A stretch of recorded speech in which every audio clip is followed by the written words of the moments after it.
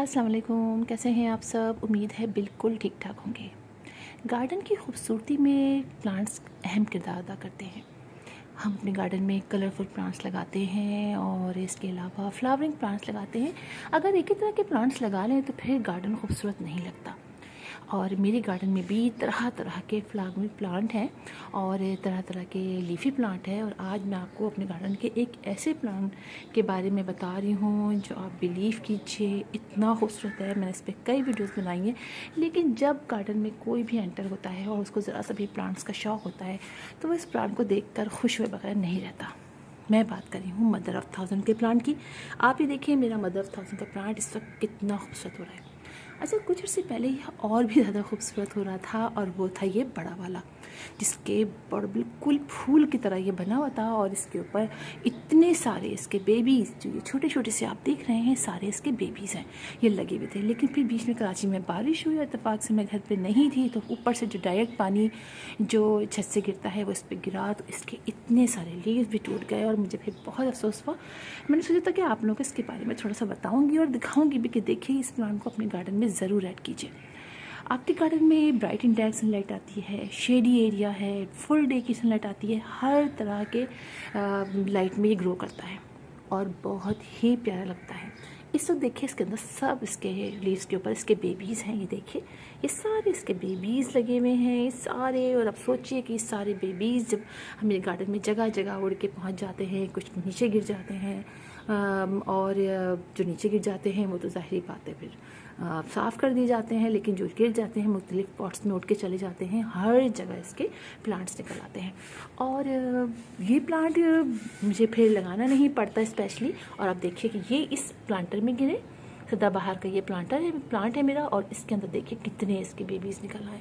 तो हर ही प्लांट के अंदर ये गिरते हैं और इसके ढेरम ढेर बेबीज़ इसी प्लांट के अंदर दूसरे पॉट्स के अंदर तैयार हो जाते हैं। ये देखिए आप इसके अंदर, आप देखिए इसके कितने बेबीज़ हैं। मैं आपको यहाँ से दिखाती हूँ, ये देखिए अंदर कितने हैं, और इसी तरह आप इसके अंदर देखिए कितने सारे हैं।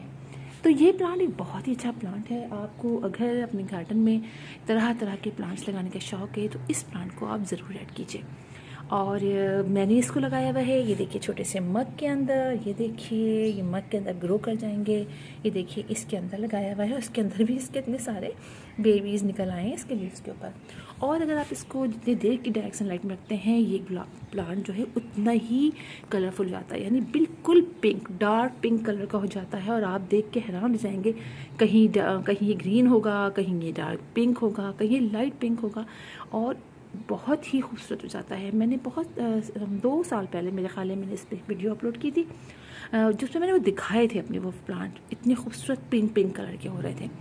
तो सबसे अच्छी बात मुझे इस प्लांट की यही लगती है कि ना आपको प्रोपिगेट करना पड़ता है, ना आपको बहुत ज़्यादा पानी डालना पड़ता है, क्योंकि ये एक सेकुलेंट प्लांट है। इसके अंदर ऑलरेडी इतना सारा पानी होता है और इसके लीव्स जो है वो खुद भी, एक तो ये बेबीज़ उड़ के चले जाते हैं। अब कहीं से आपको इसका लीव मिल जाए, लीव ला के आप सिर्फ पॉट के ऊपर ऐसे रख दीजिए अपने सॉइल के ऊपर, थोड़ी अर्से में उसके साइड में से रूट्स निकल आएंगे, उसके बहुत सारे प्लांट्स तैयार हो जाएंगे।